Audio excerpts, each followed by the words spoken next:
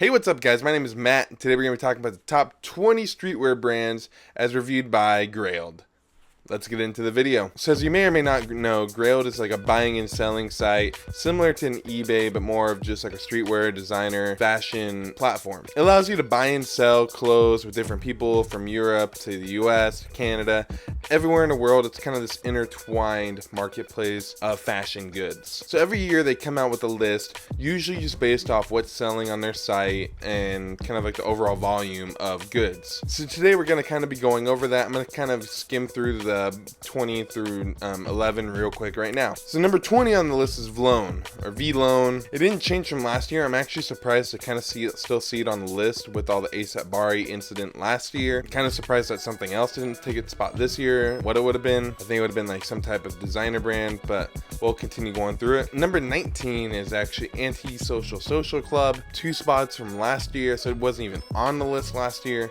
This year it's at number 19. Number 18, down 5 spots, is Fear of God. You can kind of see that the whole Fear of God image is kind of dying down a bit, so the spot kind of dropped a bit due to that. I think that a lot of it had to do with the Essentials collection not doing as well as its prior collections, but that can be another video for a different day. Number 17 is the North Face, dropping 1 spot. I think usually the North Face probably has to do a lot with Supreme. I think that in general it does really well. I'm surprised it didn't do as well this year since it's been a little bit colder. Number 16, Undercover. I'm kind of surprised by this one. I don't know too much about Undercover as a brand. If you want to know more, there's other YouTubers that can talk about Undercover more. I'm not too into Undercover, so I can't tell you why it gained 1 spot. Number 15, which kind of caught me by surprise, is Palace. I guess it didn't catch me too much by surprise, honestly. Seeing it drop 5 spots on the list is actually kind of crazy. I think it goes to show that if you're not following the trends, if you're not staying on top of everything, people are going to be gravitating to something else. I think this year I never really saw much Palace doing anything really. Like, I think a good place for them to be would probably even just collab with Adidas more, but I never really saw anything like that. At number 14, up a spot, my boy Rick Owens,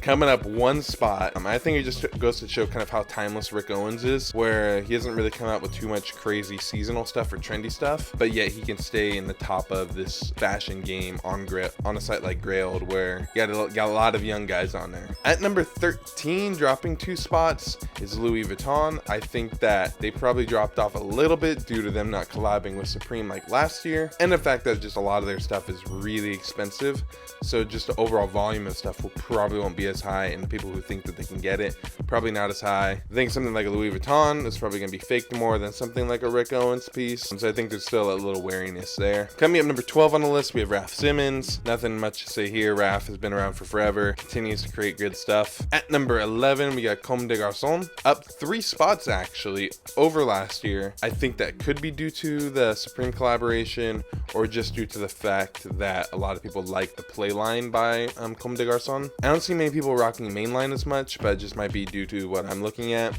Up 8 spots on this list. At number 10, we have Balenciaga. Balenciaga last year in 2018 really blew up with Triple S, with Speedrunners, with their shirt on shirt.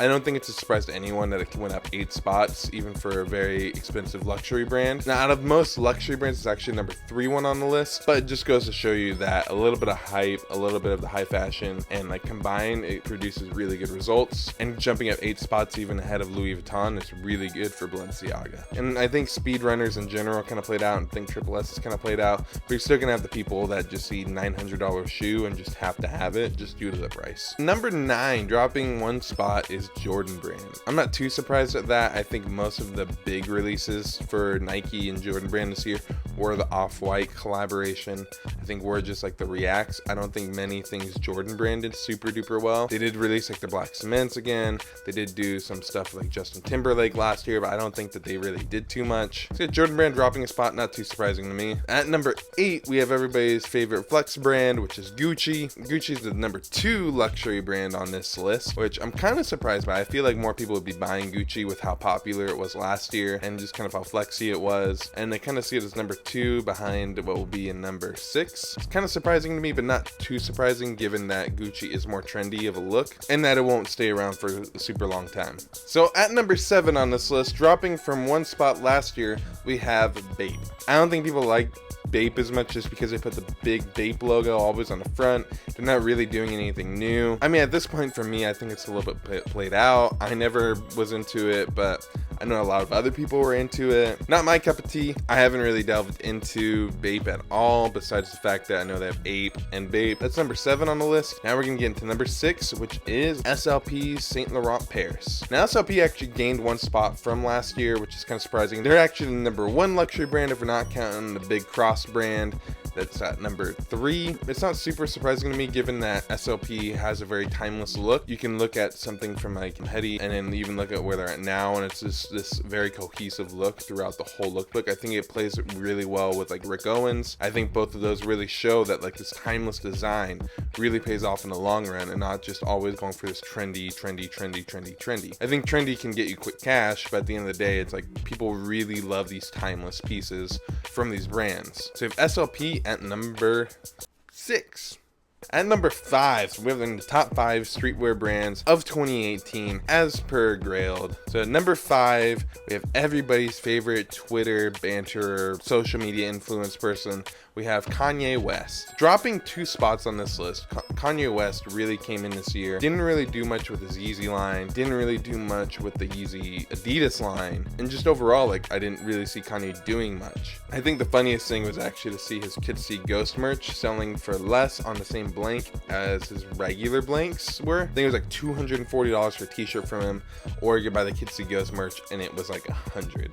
And I think just overall, I don't think Kanye really did much besides the music this year, and it really goes to show in just the Grailed performance that people weren't really looking for the stuff.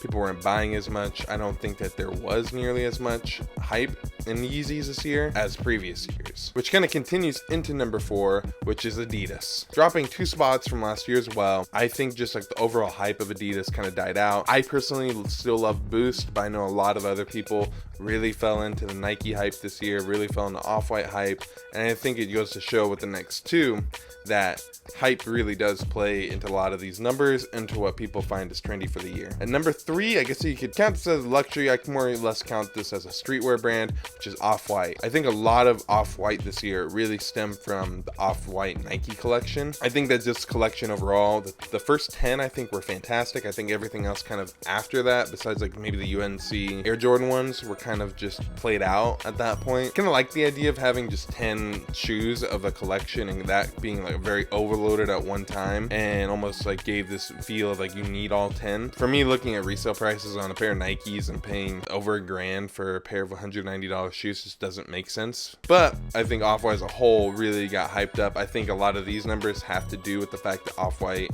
Nike did so well, and even like clothes, the Mercurial stuff, soccer line, a lot of this stuff really popped off. And likewise at number 2, we have Nike. Nike is definitely a brand that kind of came up the ranks this year. A lot of people say they won. I would agree with the fact that they won this year over Adidas in terms of both just like selling out, the hype that's behind almost every shoe that they released, and just coming up with like a little bit of new designs to it. I still think that Adidas is beating them on an innovation front. I don't really count the Earl technology or anything like self-lacing, like actual practical comfort and whatnot. I think Adidas has just got that on lock right now with Boost, but I don't think that they're content with that. I think that's where the 4D will kind of come in with next year. But yeah, Nike holds number 2 spot. They released a lot of good stuff this year. The Nike React series did really good. They had Sean Wotherspoons that came out the beginning of last year that had a lot of hype. They had like collaborations with Off-White. They had collaborations with Fear of God.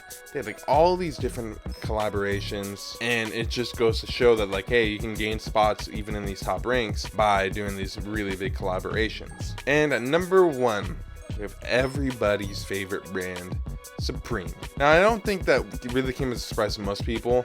I think Supreme is still the number 1 streetwear brand in the world. I think that still has a lot of like brand relevancy in the space. I see it potentially dropping off to number 2 in the list, but even saying that, I don't know who would overtake that number 1 spot at that point. I don't think Off-White is as accessible enough as Supreme is. I don't see Nike really taking that spot this year. If they didn't take it last year, what makes me think they'll take it this year? And let's be real, like Saint Laurent ain't gonna touch them, Bape isn't gonna be touching them anytime soon, Adidas isn't gonna be touching them, and Kanye isn't gonna be touching them. So at least for this upcoming year, I don't really see Supreme going anywhere, and they're probably gonna be number one again next year. It's kind of interesting to see where like your favorite brands end up. Like for me, like seeing like Rick Owens at number 14 and moving up a spot is kind of cool to see. I think even to see that some brands I love every day, like an AllSaints or like Daniel Patrick, not on there, really makes me feel like it's like being more of an individual rather than feeding into what the crowd's wearing. But with anything fashion, I think it's just making everything your own and not just going with the most popular thing.